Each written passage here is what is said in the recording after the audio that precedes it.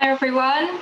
I hope everyone can hear me okay. My name is Bea and I work in student marketing and recruitment at LSE, and I'm going to talk to you a little bit today about graduate and study abroad opportunities at the school.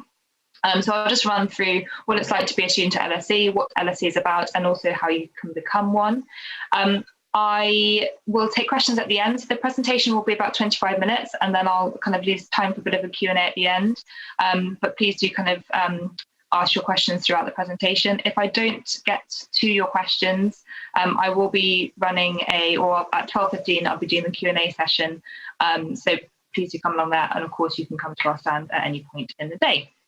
So I'm just going to turn off my camera and then play the presentation. So what is LSE? LSE is a university that specialises in the social and political sciences. We're established by the Fabian Society, which is a group of people who wanted to understand the causes of things by tackling key questions regarding the structure and governance of society. And this group actually pioneered a number of social science subjects, such as international relations. And that founding motto of understanding the causes of things informs everything that we do today, both in our teaching and our research. We have approximately 11,000 students at LSE. 6,000 of those are postgraduate and 5,000 of those are undergraduate. We're very international. Our students come from over 150 countries, and 40% of our staff also come from outside of the UK. Every year we welcome about 2,500 European students. There is over 100 languages spoken on campus, and over 100 regional alumni groups as well. And this shows you the 26 departments and institutes which currently research and teach and offer programs at LSE. So you can see that only one of those is economics. So we've got the European Institute, government, international relations, management, law, finance, and European studies. And as I said, these all offer a range of study options. Some of them offer undergraduate, but they all offer graduate opportunities. And this is kind of a list of the different graduate opportunities that we have at LSE. So I'll start with kind of running through the different opportunities that we offer. So we've got the graduate diplomas, which are usually kind of 9 months long. We've got taught masters programs, including the LLM, MPA and MPP.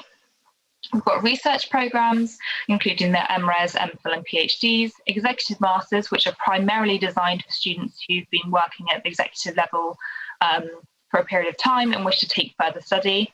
We also have double and joint masters qualifications, which essentially allow you to get 2 masters from 2 world-leading universities. And then finally, we have our visiting research opportunities, which allow research students at other universities to come to LSE to conduct their research for a period of time.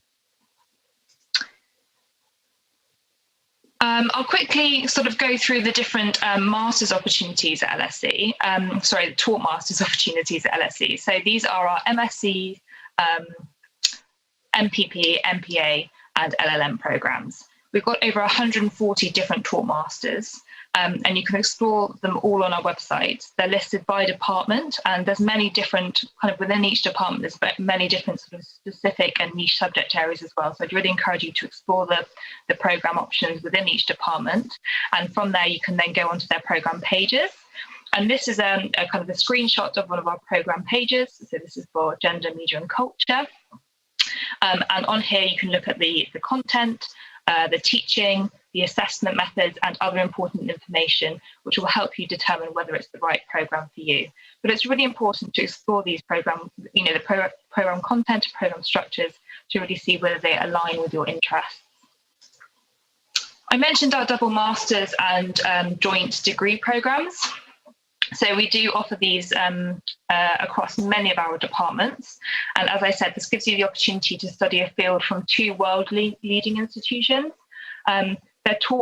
Each program is taught by each institution from different perspectives, and they result in you graduating with 2 masters. And this is a list of all the kind of universities that we have partnerships with. And a kind of example of a double masters would be our double master's degree in European Studies, which is taught by us, and then also Sciences Po for your second year. our double master's degree in European and International Public Policy and Politics, which is our partnership with Bocconi University in Milan. And then another example kind of beyond Europe would be our double master's in Global Media and Communications, in which you can choose to study your second year at either the University of Fudan in Shanghai, the University of Cape Town in South Africa, or USC in California. And moving on to our research degree programs. So these are offered by all departments. They usually take between 3 to 5 years to complete, but they do vary by department. So you can see some of them there do take 6 years. It really depends on how long you spend kind of undertaking the master's proportion of the PhD. So there's always an MRes attached to, or an MPhil attached to a PhD program. And sometimes you can take 1 year, sometimes you can take 2 years to complete that initial research stage.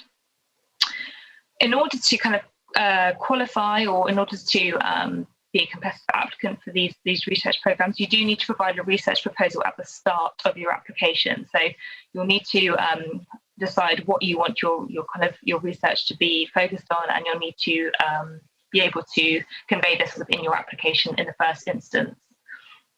When exploring whether LSE and the department you're applying to is the right place to undertake your PhD, we'd really encourage you to look at in detail at the department, the academics and their research interests, and to identify potential supervisors.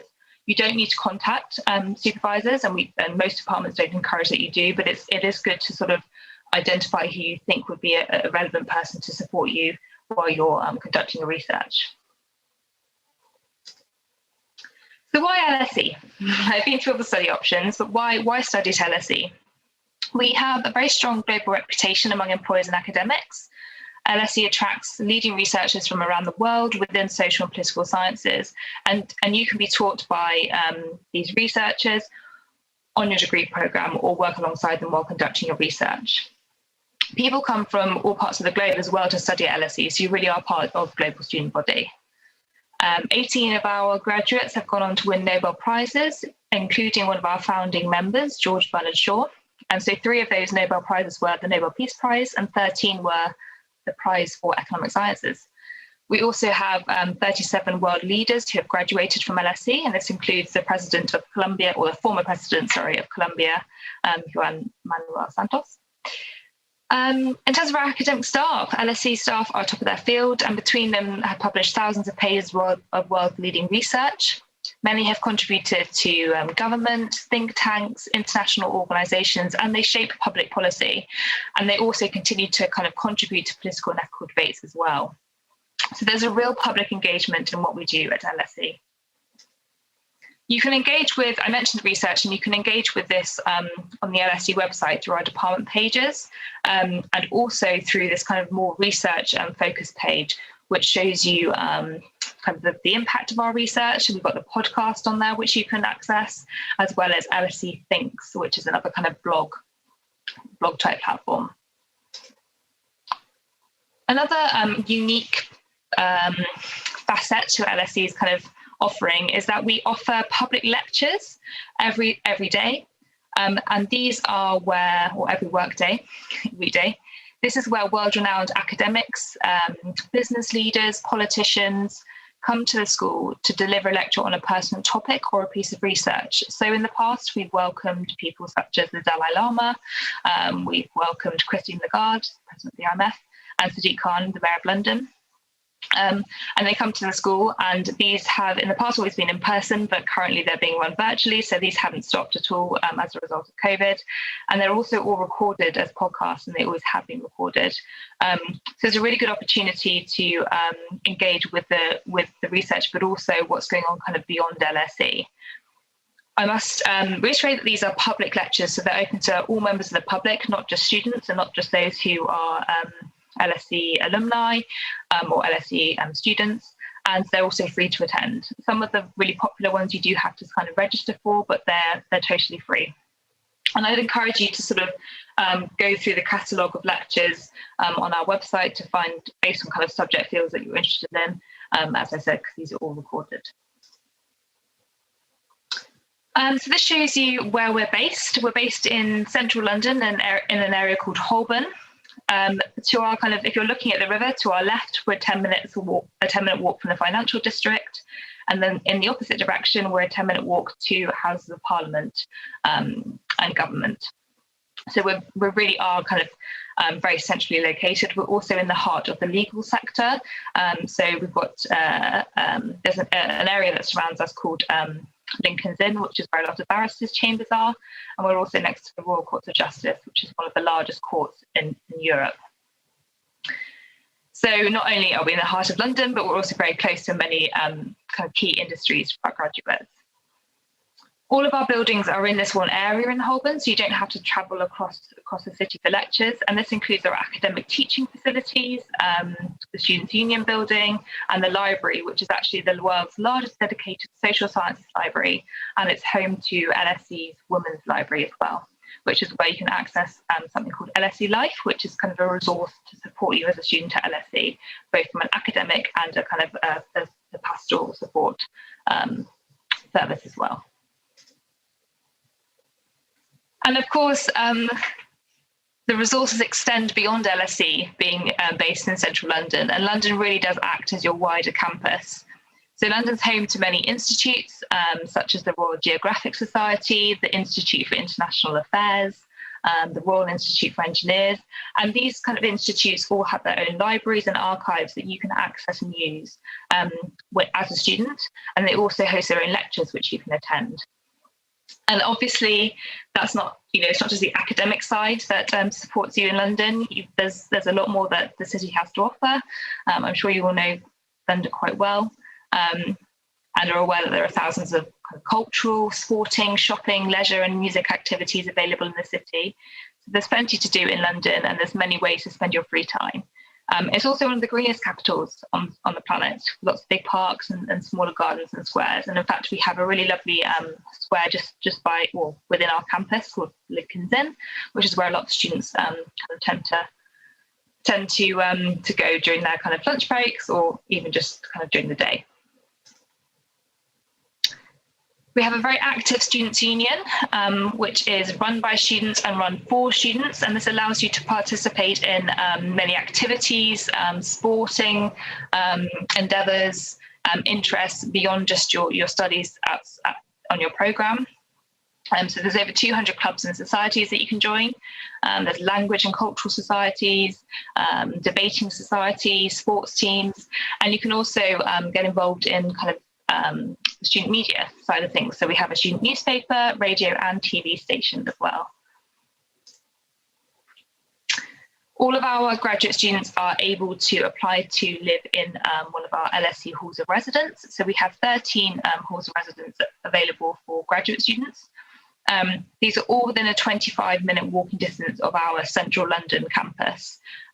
So not only are you within walking distance of campus and you're living in central London, but you're also within walking distance of all of London's kind of major attractions and lots of kind of social activities as well. You can explore the different options that we offer on our website. If you just type in LSE Accommodation, you'll find the 360-degree tours of the kind of the rooms and the different halls of residence that we offer. And they really do vary in terms of price and also kind of the setup of the accommodation as well.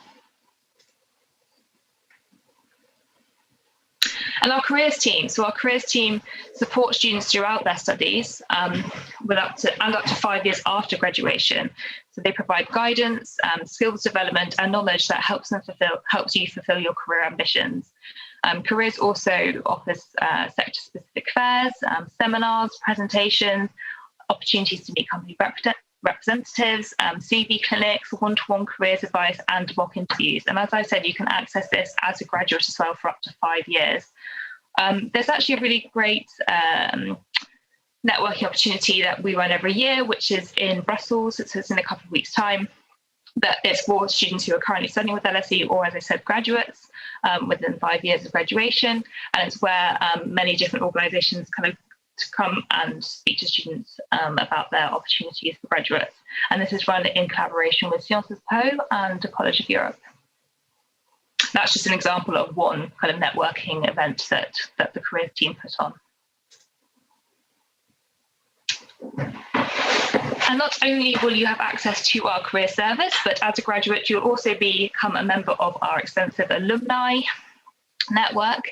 And again, you'll be able to, anyone who's kind of part of the alumni network for LSE is quite proud to be, and is very open to meeting other LSE graduates as well. The most popular sectors for LSE graduates to work in, this kind of shows you where our alumni tend to work, are banking and finance, government and politics, consultancy, and also international organisations like NGOs and charities as well. But of course, there's a huge range of industries and sectors that our graduates go on to work in, and they really do kind of differ depending on the programme which has been studied. But this kind of shows you the general overall picture based on averages. I think the most important takeaway from this is that our graduates go on to work in a wide range of sectors, and LSE graduates are highly employable, and they do tend to attract very good salaries around the world. And finally, just touch on our kind of financial support. So you may be aware, EU students are now required to pay international fees as of 2021 entry. And so this is the international overseas fee. At undergraduate level, this is fixed, so it's 22,240, I believe. At graduate level, it varies by programme. So it's very important that you kind of have a look at the different each programme and how much they will cost. There is funding available. We have numerous scholarships, which most of them are either aligned to a specific programme, or they are dependent upon your the country that you're from. Some of them are also means tested, and some of them are more merit based. So again, just so you can explore these kind of on our website and see which ones you might be eligible for. And then we also have support schemes which are run by LSE. They're run by us, and this is a huge pot of money which is available for EU, UK, and international students. And you can apply for. You can be considered for this when you apply. There's, as I said, there's kind of a pot of money, but it's very important that you adhere to the deadlines. So these kind of funding opportunities all have deadlines. So you need to have submitted your application to study before you can be considered for these funding opportunities. So how do you become a student at LSE? So as a graduate applicant, applications are open now for 2021 entry. All of our programs are still currently open to new applications. We don't have a hard deadline for any of them, so they're kind of rolling admissions. So as soon as the kind of maximum number of offers is made for each program, we then close the program to new applicants. And you can keep an eye on kind of how full the programs are, or you can keep an eye on when they're close to becoming full and closed on our website as well. So we have a page which just says available programs for graduates, and it will give you an indication as to kind of when they're nearing the cutoff. I mentioned earlier there are some deadlines for funding opportunities as well. So that is a deadline they are deadlines that you might want to be aware of. And also some of our PhD programs do have deadlines as well. So for example, if you wanted to apply for 2021 entry for a PhD in economics, the deadline was in December.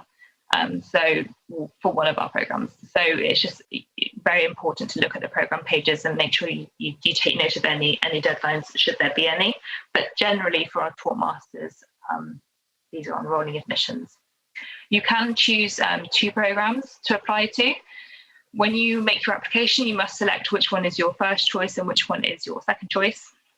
And you won't be made 2 offers. So you will be considered equally for both, but you'll only be made an offer. If you're made an offer for your first choice, you won't be made an offer for your second choice. If you're not made an offer for your first choice, you'll then be considered for your second choice as to whether to be made an offer or not. I will just, in terms of the application and what you need to put together, so all applicants are required to provide a transcript of your results, 2 academic references, a CV, and a statement of academic purpose, which is kind of your motivation letter. Some programs do require the GRE or the GMAT, and these are the more kind of finance, management, statistics, economics departments, and mathematics as well. And again, you'll find all this information on their program pages. If you're applying to a PhD programme, as I said earlier, you do need to provide a research proposal as well as an example of an assessed piece of written work. So just a little bit more on the statement of academic purpose, or your motivation letter, as some people might know it as. A key component of your graduate application is the statement of academic purpose. So it should be no more than 1,500 words. And because you're applying directly to the programme, you can make it very specific about what about the programme is of interest to you and why you want to study that particular programme. If you're applying to two programmes, you are encouraged and kind of expected to write two separate statements of academic purpose, even if they're very closely aligned. And because you've really got to demonstrate your engagement in the subject and explore these motivations in depth. It's important to reiterate that places on programmes are very competitive. So all of kind of what's on the page is very important, but also, keep an eye on things like spelling, punctuation, and grammar. It sounds a bit obvious, but the number of applicants who kind of fall down on those aspects of an application is frustrating because they're easily avoided. And I just think we've got 10 minutes left, but I will be open to questions now, but I just wanted to point out some ways that you can kind of keep in touch with LSE. So after this fair, of course, I'm around all day. My booth, I'll be at my booth all day. So if you have any questions, please do visit me there. I'll also be running a Q&A at 12:15 today. But beyond today, we have our live chat on our LSE website. So you can contact us between 9 and 5 any weekday. Or if you'd like to submit a query, you can do so at lse.ac.uk at /ask-LSE. I mentioned our public events, which is the kind of the lectures which we run in collaboration with people externally. So please do explore these on our website. I really encourage you to do that. So particularly if you're thinking about writing your application, it's a good way to make sure that you're kind of aligned with the different research interests at the school. And then we have lots of student content as well. So you're hearing from me, and I work at the school, but obviously you might want to hear from those who are actually studying at the school or have studied at the school. So you can explore our student blogs and vlogs on our website, and they're really cool as well to watch, particularly this year, as there's been quite a few that have been done based on kind of the experience and studying with COVID, essentially. So what it's like to be on campus, and the different the ways to study, particularly with online and kind of the hybrid between online and in-person and face-to-face teaching. And we also have our virtual graduate open day, which we ran in November last year, so November 2020. But this has lots of resources on our website. Everything was recorded, so lots of presentations from departments about their programs, information about what our assessors look for in your application, how to write a competitive application, fees and funding, presentations from the Students' Union, and these are all recorded and on our website. So please do have a look at these as well if you'd like to find out more from those working at school. And I will now stop share, or I'll turn on my camera, and I'll be open to questions, which I think I've got to get from the booth, I believe.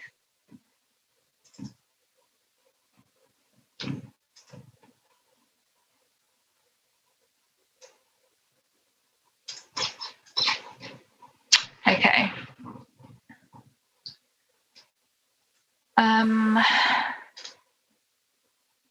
So I'm just scrolling through.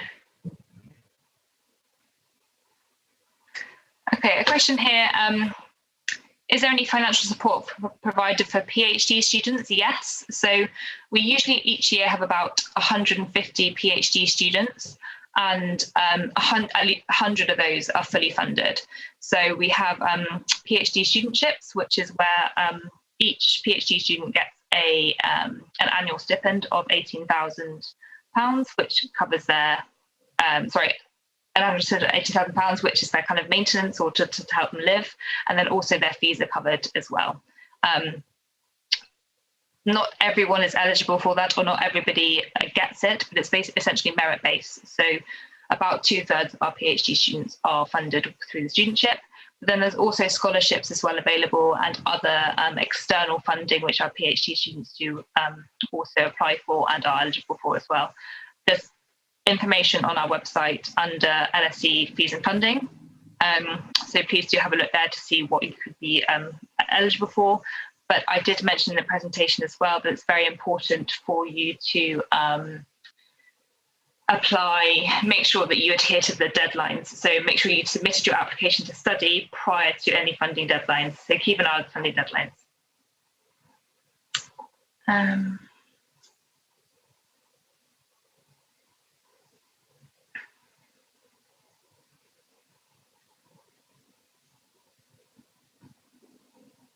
There's a question here about entry requirements. So what does it mean? So what does a 2-1 classification mean for the entry requirements? So on our program pages under entry requirements, we usually stipulate what is required under the UK master system. So in the UK, we award masters either as a first, a 2-1, a 2-2, or a third. So then these equate to the different systems in other countries, and to know what the 2-1 equates to, all you need to do is type in your country name and LSE into Google or whichever search engine you're using, and you'll find the country page. So if you use on the country page of wherever you're from, it will tell you what the equivalent of a 2-1 is to your domestic qualification. There's a question here about how many students we accept for master's degrees and double degrees. They vary depending on each program, so there's not kind of there's not kind of a set number for each program, and kind of different numbers are accepted each year depending on the quality of applications as well. So it really does vary. There's a question here about references. So do they have to be academic, or can they also be professional? So if you have graduated from your bachelor's or your undergraduate with a degree within the last 2 years, then we'd expect for both of your references to be academic, so by people who have taught you on your bachelor's degree. If you have been out of education for more than 2 years, then one of your references can be professional. If it's between more than 2 years, but within 5 years, and then after 5 years, we normally say you can have 2 professional references. But ideally, we would have academic references if you're able to get them, because of course we're assessing you based on your academic abilities.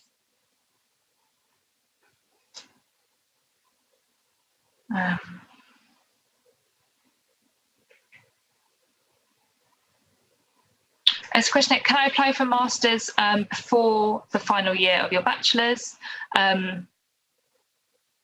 Yes. So if you're planning on graduating, for example, this year, so in June 2021, you can begin your master's program in September 2021 if you want to, which would require you to apply now for September 2021 entry. So yes, that's completely acceptable to do that.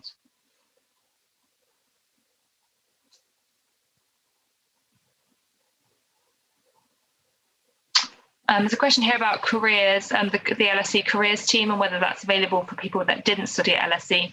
No, so the career service is only for those who are who have studied at LSE and are graduates of, or who either study at LSE or are graduates of LSE.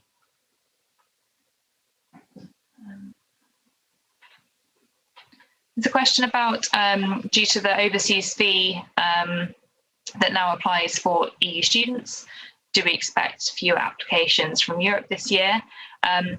Yes, I think that we do expect to have fewer applications, and we have seen that so far that our application numbers from certain countries in Europe have declined since last year, and that's something that we didn't anticipate because, of course, the fee has changed more so for undergraduate students than graduate students. So for graduate students, the fee for UK and international students is relatively similar, whereas at undergraduate level it's much there's a much larger gap.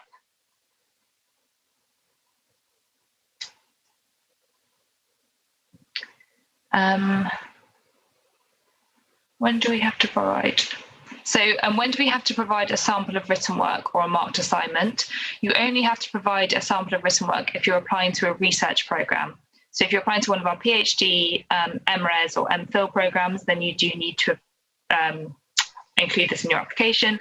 But if you're applying to a taught master's, a graduate diploma or an executive master's programme or a double degree programme, you don't need to provide a sample of written work.